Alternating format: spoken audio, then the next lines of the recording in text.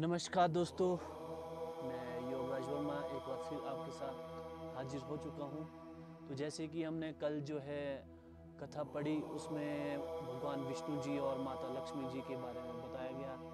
तो उसमें बताया गया था कि भगवान विष्णु जी जो है पृथ्वी लोक में जाने के लिए तैयार हुए थे, लेकिन पीछे पीछे जब उनको माता लक्ष्मी को मालूम हुआ कि भगवान जी कहीं जा रहे हैं, तो उन्होंने उनसे पूछा कि आप कहाँ जा रहे हो। तो भगवान विष्णु जब कहा कि मैं जो हूँ धरती पे जा रहा हूँ, तो माता लक्ष्मी भी उत्तेजित हो गई कि मुझे भी जाना है, कि मुझे भी जाना है। तो भगवान जो है विष्णु जी उन्हें ले गए, साथ ले गए। तो उसके बाद उन्हें वहाँ पे जो है जो दिशा निर्देश दिए थे उसका उन्होंने पालन नहीं किया, जिसकी वजह से उन्हें सज़ा काटनी पड़ी। तो जो सज़ा थी उनको 3 साल की जो सज़ा जो है एक नौकरानी के रूप में उनको माधव जी के घर में रहना पड़ा। तो माधव जी ने उन्हें एक बेटी की तरह अपने घर में रखा। तो जब 3 साल के बाद जब उनका कार्यकाल पूरा हुआ सजा का, तो माता लक्ष्मी ने माधव जी के परिवार को अपना असली जो रूप है वो दिया, और उसे ढेर सारा धन भी दिया ताकि उन्हें फ्यूचर में कोई कमी ना आए।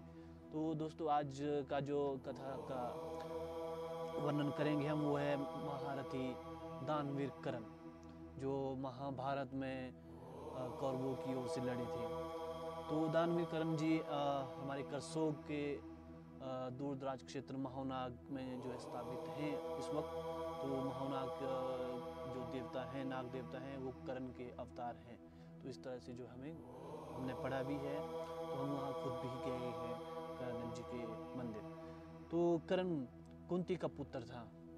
पांडु के साथ कुंती का विवाह होने से पहले ही इसका जन्म हो चुका था। अब आप परेशान होंगे कि पहले कैसे जन्म हुआ। तो दोस्तों, इसीलिए हम आगे जो भी इसे पढ़ेंगे। लोग लज्जा के कारण उसने यह भेद किसी को नहीं बताया, और चुपचाप एक पिटारी में रखकर उस शिशु को अश्व नाम की नदी में फेंक दिया था।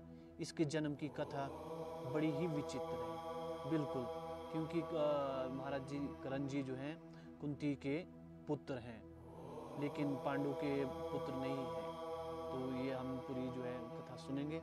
राजा कुंती भोज ने कुंती को पाल पोस कर बड़ा किया था। राजा के यहाँ एक बार महर्षि दुर्वासा आए, कुंती से उनका बड़ा सत्कार किया, और जब तक वे ठहरे उन्हीं की सेवा शुश्रा में रही।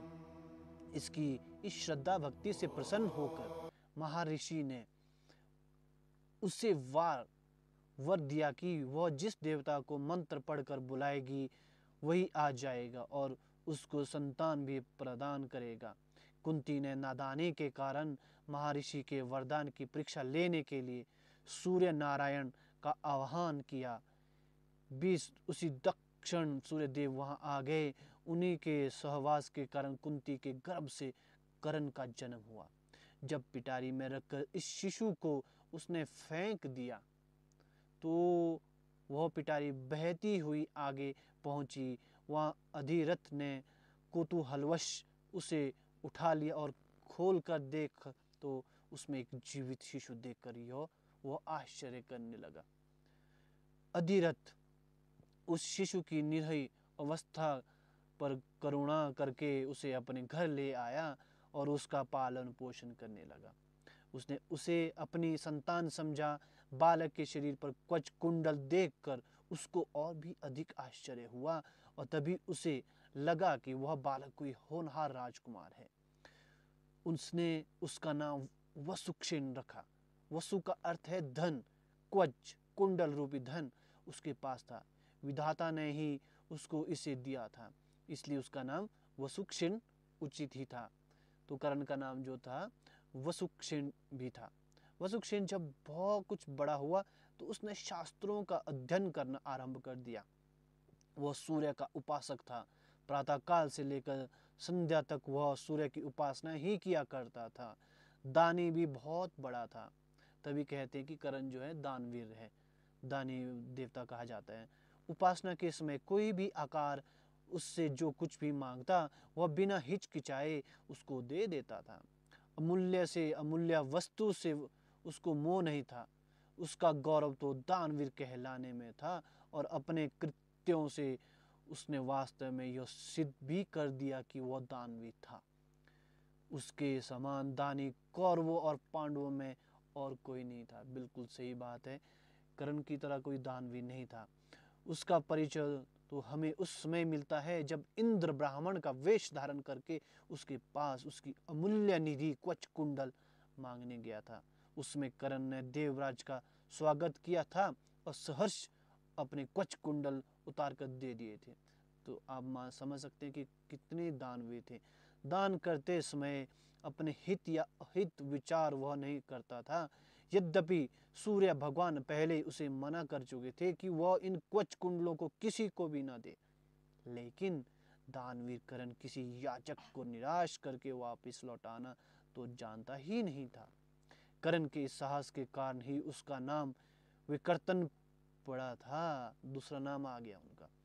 यदि इस क्वच कुंडलों को वह नहीं देता तो कोई भी योद्धा उसे युद्ध में परास्त नहीं कर सकता था। इंद्र ने अर्जुन के हित के लिए ही इनको मांगा था, क्योंकि इनके बिना अर्जुन कभी भी उसे नहीं हरा सकता था। फिर भी उसके इस अद्वितीय गुण से प्रभावित होकर इंद्र ने उसको एक परशुधानी अमोघ शक्ति दी। उस शक्ति से सामने का योद्धा किसी भी हालत में जीवित नहीं बच सकता था और उसको कर्ण ने अर्जुन के लिए रखा था। लेकिन कृष्ण ने चाल चली और कर्ण की उस शक्ति को घटोत्कच पर चलवाकर अर्जुन के जीवन पर आए इस खतरे को सदा के लिए मिटा दिया। भगवान श्री कृष्ण जी तो बहुत चालाक थे दोस्तों। तो उन्होंने जो महाभारत उन्हीं की बदौलत से ही विजयी रहे थे पांडव। घटोत्कच जो आकाश में विचरण करके कौरवों पर अग्नि की वर्षा कर रहा था, जिसने एक बार तो सारी सेना को पूरी तरह विचलित कर डाला था, शक्ति लगते ही निर्जीव होकर पृथ्वी पर गिर पड़ा। धनुर्विद्या में कर्ण अर्जुन के समान ही कुशल था। एक बार जब महाराज धृतराष्ट्र की आज्ञा से कौरव पांडवों की अस्त्र शिक्षा की परीक्षा के लिए एक समारोह किया गया था, तो अर्जुन ने अपने अस्त्र शिक्षा के कौशल से सबको चकित कर दिया था। उसने ऐसी ऐसी क्रियाएं कर दिखाई थी कि किसी भी योद्धा की हिम्मत नहीं होती थी कि उसका जवाब दे सके। एक विजेता की तरह के कौशल दिखाकर वह प्रशंसा लूट रहा था। दुर्योधन उस समय हतप्रभ सा होकर चुप बैठा था। अर्जुन का कौशल दिखाना उसके सामर्थ्य के भी बाहर था। उसी समय कर्ण वहां आ पहुंचा और उसने मैदान में आकर अर्जुन को ललकारा, अर्जुन, जिस कौशल के बल पर तू यहाँ सबको चकित कर रहा है, सभी से प्रशंसा लूट रहा है, उसे मैं भी करके दिखा सकता हूँ। बिल्कुल, यह कहकर उसने धनुष पर बाण चढ़ाकर वही सब कुछ कर दिखाया जो अर्जुन ने किया था। चारों ओर से कर्ण की जय जयकार होने लगी। दुर्योधन का चेहरा अर्जुन के प्रतिद्वंदी को देखकर खिल उठा। उसने उससे हृदय से लगा दिया। उसने उसे अर्जुन के साथ द्वंद्व युद्ध करने के लिए प्रेरित किया। दुर्योधन की बात मानकर उसने अर्जुन को इसके लिए चुनौती दी। अर्जुन द्वंद्व युद्ध के लिए तैयार हो गया। अब झगड़ा बढ़ने ही आशंका थी, इसलिए कृपाचार्य ने बीच में हस्तक्षेप करते हुए कहा कि राजकुमार के साथ राजकुमार ही द्वंद्व युद्ध हो सकता है। चूंकि कर्ण सूत के द्वारा पाले हुए हैं, इसलिए इनके गोत्र कुल आदि का ठीक ठीक पता न होने के कारण इनको अर्जुन से द्वंद्व युद्ध करने का अधिकार नहीं है। बस यह ऐसी समस्या थी जिसको कर्ण हल नहीं कर सकता था। वह हक्का बक्का सा अर्जुन का मुंह तार कर रह गया। दुर्योधन को भी इससे धक्का लगा, क्योंकि कर्ण के द्वारा अर्जुन का मान चूर्ण करने की उसकी ही तो योजना थी। जब कर्ण इस दुविधा में पड़ा हुआ आगे अपने पैर नहीं बढ़ा सका, तो दुर्योधन ने उसे राजाओं की श्रेणी में लाने के लिए अंग देश का राज्य दे दिया। राजा होने के नाते अब वह अर्जुन या किसी राजकुमार के साथ युद्ध कर सकता था।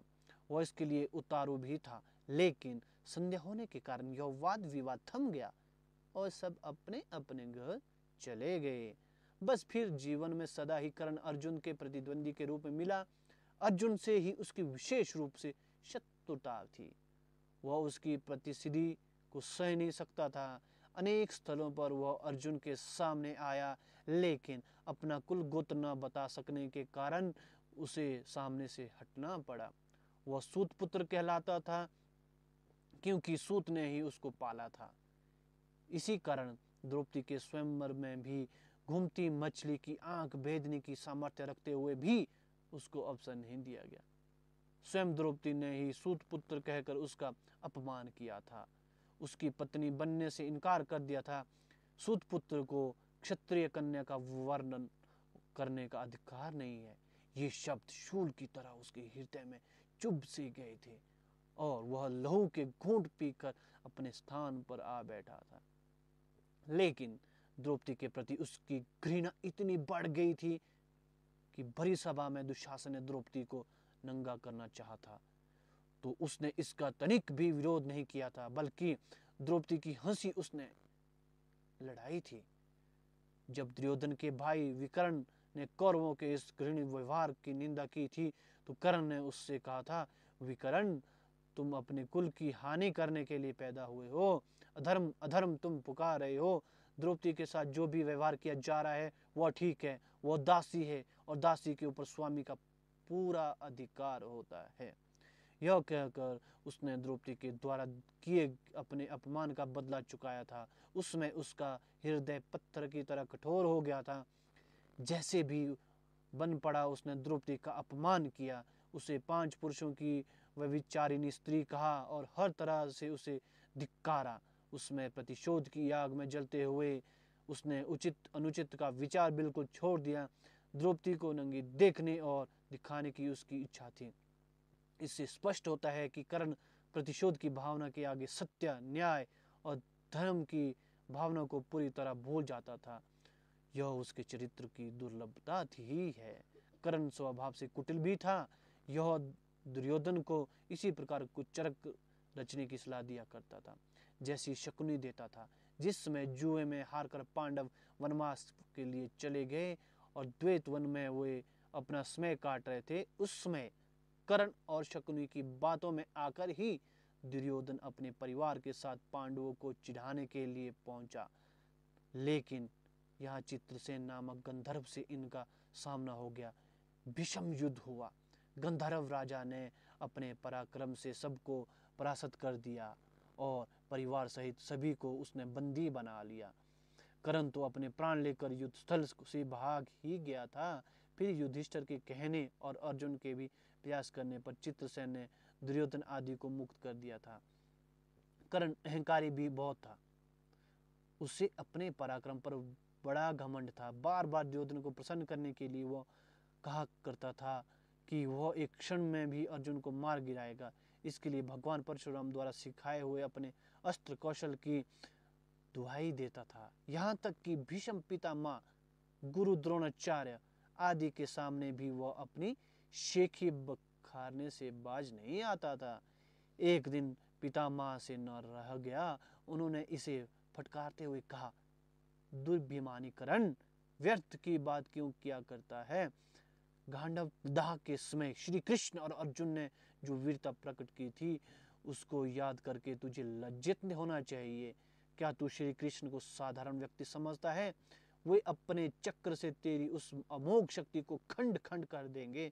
व्यर्थ दंभ करना एक सच्चे वीर का गुण नहीं है। पितामह की बात यह सुनकर कर्ण क्रुद्ध हो उठा और उसने चिल्लाकर अपने शस्त्र फेंक दिए और कहा, पितामह ने सभी के सामने मुझे लज्जित किया है। अब तो इनकी मृत्यु हो जाने पर ही मैं अपना पराक्रम दिखाऊंगी। इसी दुराग्रह के कारण जब तक भीष्म पितामह जीवित रहकर युद्ध करते रहे, कर्ण ने युद्ध में हाथ नहीं बांटाया। जब उसने सुन लिया कि वे धराशायी हो चुके, उस क्षण प्रसन्न होकर वह दुर्योधन के पक्ष में आकर शत्रु से युद्ध करने लगा। गुरु द्रोण के पश्चात कौरव सेना का सितारा सेनापति वही था। इस वृतांत से यह स्पष्ट होता है कि अत्यधिक क्रोधी स्वभाव का था। सदा अहंकार में उसकी बुद्धि डूबी रही थी और इस कारण बुद्धिमानों की बातें भी बुरी लगती थी। इसके विपरीत अर्जुन धीर बुद्धि और विनयशील था। इस सब के होते हुए भी कर्ण अपनी बात का धनी था। जो कुछ भी वचन वह दे देता था, उसको हटना तो वह जानता ही नहीं था। श्री कृष्ण ने उसे यह बता दिया था कि वह कुंती का ज्येष्ठ पुत्र है और साथ में उन्होंने उससे पांडवों की ओर मिल जाने का आग्रह भी किया था। लेकिन सब कुछ सुनकर भी उसने दुर्योधन के साथ विश्वासघात करना उचित नहीं समझा। श्री कृष्ण ने कहा, कर्ण, भाइयों के विरुद्ध लड़कर उनको मारने की कामना करना पाप है, इसलिए तुम कौरवों का साथ छोड़कर पांडवों के पक्ष में ले लो। युधिष्ठिर तुम्हें अपना अग्रज मानकर अपना जीता हुआ साम्राज्य तुम्हें ही दे देंगे। कृष्ण की यह प्रलोभन भरी बातें सुनकर भी कर्ण अपने वचन पर दृढ़ रहा और कहने लगा, श्री कृष्ण, दुर्योधन के साथ विश्वासघात करना सबसे बड़ा पाप है। यदि मैं उसकी मित्रता को तोड़कर पांडवों की ओर मिल जाऊंगा तो सब यही कहेंगे कि कर्ण अर्जुन से डरकर उनकी ओर मिल गया। फिर मैं ऐसा क्या करूं? मेरी माँ ने तो मुझे मारने का सारा प्रबंध कर दिया था। सूत ने ही मुझे उठाया और पाला, इसलिए वे ही मेरे पिता तुल्य हैं। सूतों के साथ मैं कई यज्ञ भी कर चुका हूँ और मेरा विवाह संबंध भी सूतों के परिवार में ही हुआ है। फिर मेरा पांडवों से क्या संबंध रहा? धृतराष्ट्र के घराने में ही दुर्योधन के आश्रित में रहा हूँ और 13 वर्ष तक मैंने उन्हीं का दिया हुआ राज्य किया है। फिर कैसे उनके साथ विश्वासघात कर दूं? दुर्योधन को मेरे ऊपर पूरा विश्वास है। मेरे कहने से ही तो उसने इस युद्ध को मोल लिया और अर्जुन के प्रतिद्वंदी के रूप में दुर्योधन की आशाएं मेरे ऊपर ही तो लगी हुई हैं। इस परिस्थिति में अपने आश्रयदाता और मित्र दुर्योधन को छोड़कर मैं भी पांडव पक्ष में नहीं मिल सकता। फिर यदि एक बार मैं मिल भी गया तो युधिष्ठिर जो राज्य मुझे देगा उसे अपने वचन के अनुसार मुझे दुर्योधन को देना होगा। इससे तो पांडवों का सारा प्रयत्न ही निष्फल चला जाएगा। यह सभी कुछ सोचकर विचार कर मैं निश्चय पूर्वक कहता हूँ कि मैं मित्र दुर्योधन का साथ छोड़कर और किसी पक्ष में नहीं मिल सकता। लेकिन हाँ, यह वचन अवश्य देता हूँ कि युद्ध में मेरी प्रतिद्वंदी केवल अर्जुन ही है। उसके सिवा किसी पांडव का वध मैं नहीं करूँगा। कर्ण का यह कथन उसके चरित्र की महानता पर प्रकाश डालता है। बात का कितना पक्का था वह दानवीर। दुर्योधन चाहे अधर्मी था, लेकिन उसका तो आश्रयदाता था। फिर वह उसके साथ छल कपट कैसे कर सकता था? अंत तक उसने दुर्योधन का साथ दिया और अपने आप को एक सच्चा मित्र प्रमाणित कर दिया। कर्तव्य के प्रति कर्ण पूरी तरह कठोर था। वह युधिष्ठिर तथा अर्जुन की तरह सहृदय नहीं था। पांडवों के लिए विषय में यह ज्ञात होते ही कि ये उसके भाई हैं, युद्ध करना बंद कर दे। एक बार मन में दृढ़ संकल्प करके उसको पूरी तरह निभाना ही उसके जीवन का उद्देश्य था। दुर्योधन की सहायता करना उसका कर्तव्य था। इससे पांडवों के प्रति जागृत हुआ भ्रातृत्व भाव में उसे विचलित न कर सका और फिर भी अर्जुन के प्रति कठोर ईर्ष्यापूर्ण दृष्टि उसकी बनी ही रही। यहाँ तक कि स्वयं माता कुंती ने जाकर कर्ण को अपनी ओर मिलाने की इच्छा प्रकट की थी, लेकिन उस समय भी वह वीर अपने पद से विचलित नहीं हुआ। यह उसके चरित्र की श्रेष्ठता ही थी। फिर एक बार कृष्ण को वचन देकर अर्जुन के सिवा अन्य किसी पांडव की ओर उसने शस्त्र नहीं उठाया। अर्जुन से ही युद्ध करते हुए वीर गति को प्राप्त हुआ था। महाभारत युद्ध में भी उसकी वीरता देखकर स्वयं श्री कृष्ण उसकी प्रशंसा करने लगे थे। कितनी ही बार वह अर्जुन के रथ को पीछे हटा देता था। जब तक वह सेनापति रहा, अर्जुन बार बार उसके प्रहारों से विचलित हो उठता था। उसकी समझ में नहीं था कि वह कैसे इस परम योद्धा को परास्त करे। अंत में पूरी तरह निराश होकर उसने कृष्ण की ओर देखा। कर्ण के रथ का पहिया जमीन में धंस गया था। वह उसे निकालने का प्रयत्न कर रहा था। उसी समय कृष्ण के इशारे करने पर अर्जुन ने अन्याय का आश्रय लेकर उसका वध किया। नहीं तो उस वीर को मारना बहुत कठिन था। फिर यदि उसके हाथ में इंद्र की वह अमोघ शक्ति होती तो फिर उसको कोई भी पराजित नहीं कर सकता था। और यह निश्चय था कि वह अर्जुन का वध करके विजय का शंख फूंक देता। लेकिन विधाता की यही गति थी। अमोघ शक्ति को वह पहले ही घटोत्कच पर चला चुका था। अब उसके पास विशेष अस्त्र कोई नहीं था। फिर भी बड़ी कठिनाई से अर्जुन उसे मार पाया था। महाभारत में जहाँ भी उसके पराक्रम का वर्णन आया है, वहाँ अर्जुन के बराबर उसको पराक्रमी माना गया और था भी वह इतना ही पराक्रमी। कर्ण के पराक्रम में धब्बा लगाने वाली एक बात यह है कि एक कपटी भी था। वह सदा सत्य और न्याय का ही आश्रय नहीं लेता था। उसने अल्पवयस्क राजकुमार अभिमन्यु का चक्रव्यूह के भीतर औरों के साथ मिलकर वध किया था। उसी ने उसके धनुष को काट गिराया था और फिर उसे निहत्थे बालक पर 6 महारथियों ने मिलकर आक्रमण किया था, जिनमें से एक वह भी था। निहत्थे बालक की हत्या करने का अपराध सदा उसके चरित्र के साथ लगा रहेगा। इसलिए इतना परिक्रमी होने पर भी कर्ण अर्जुन की तरह महापुरुष कोटि में नहीं आ सकता। उसका हृदय कलुषित था। इस तरह कर्ण के चरित्र पर दृष्टिपात करने से मालूम होता है कि वह किसी दृष्टि से महान था और अपने किन्हीं व्यवहारों के कारण पतित भी था। उसकी महानता उसके दानवीर होने में है, उसके सुदृढ़ संकल्प होने में है, उसके अपने मित्र और आश्रयदाता के विश्वास पात्र होने में है। लेकिन छल और कपटपूर्ण व्यवहार, व्यर्थ का दंभ और क्रोध उसके चरित्र की गरिमा को कम करते हैं। वह इतना पराक्रमी था कि उसके मरते ही दुर्योधन का सारा धैर्य टूट गया था और अब उसे अपनी पराजय की आशंका निश्चित लगने लगी थी। और वही हुआ भी। कर्ण की मृत्यु के पश्चात कौरव सेना का विनाश हो गया। स्वयं दुर्योधन भी भीम के द्वारा मारा गया। युद्ध में पांडवों की विजय हुई। तो दोस्तों, आज जो हमने महारथी दानवीर कर्ण की कथा सुनी, तो इस कथा में स्पष्ट जो हम समझे हैं इस कथा के बारे में कि कर्ण जो है, दानवीर कर्ण जो है, क्या होता है कि हर एक इंसान के अंदर कोई ना कोई अच्छाई होती है या कोई ना कोई बुराई होती है।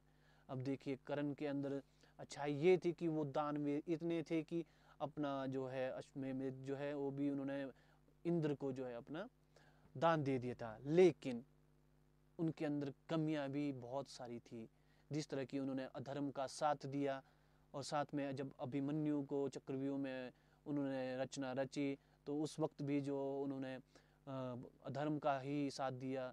जब द्रौपदी का भी वहाँ पे चीरहरण हो रहा था, वहाँ पे वस्त्र हरण हो रहा था, तो उस वक्त भी जो है उन्होंने अधर्म का ही साथ दिया। लेकिन अपनी ज़िंदगी में इस कथा से हम जो है अपनी ज़िंदगी में क्या सीखते हैं कि कभी भी अधर्म के रास्ते पे नहीं चलना चाहिए, क्योंकि अधर्म का रास्ते जो है अंत बहुत बुरा होता है। धर्म के रास्ते पे चलेंगे, हमें हर एक जगह से जो है एक शाबाशी ही मिलेगी। और यहाँ तक कि कभी भी किसी की बुराई ना करें। आज के युग में जो है, कलयुग में अधर्म जो है दिन बर दिन बढ़ता जा रहा है। कोई आस्था जो है हम लोगों की है बहुत कम हो रही है। देवी देवताओं को जो है कम जानने लगे हैं। कोई मंदिर तक नहीं जाता। कभी संक्रांति होती है तो देवी के मंदिर तक नहीं जाता। यहाँ तक कि आज की डेट में जो है लोग पूजा भी बहुत कम करते हैं। ऐसा नहीं कह रहा हूँ कि पूजा नहीं करते हैं, पूजा भी करते हैं, लेकिन बहुत कम। जो आस्था से जुड़े हैं वही करते हैं। तो इसलिए सभी से यही अनुरोध है कि आस्था बनाए रखें, अपना जो संस्कृति है उसको चलाए रखें, ताकि जो है हम हिंदुस्तान जो हमारा देश है, ये परंपरा जो है संस्कृति से जुड़ा देश है। क्योंकि बाहर के देश लोग भी जो है हिंदू धर्म को मानने के लिए तैयार रहते हैं। यहाँ पे जितनी कलाकारी हैं, देवी देवता बसे हैं, खासकर हमारे हिमाचल में तो देवी देवताओं का तो ये गढ़ माना जाता है। तो इसलिए दोस्तों, आप सभी से यही आशा करता हूँ कि जो महारथी कर्ण जी की कथा थी, इसको आपने अच्छे से सुना और अपनी लाइफ में इसमें कोई अच्छाई हो बुराई हो उसको अपनी लाइफ में जो है अमल किया होगा और करेंगे भी। तो मेरे जो ये चैनल है अभय योगी वर्मा का चैनल, सब्सक्राइब करें, कमेंट करें, शेयर करें। Thank you so much.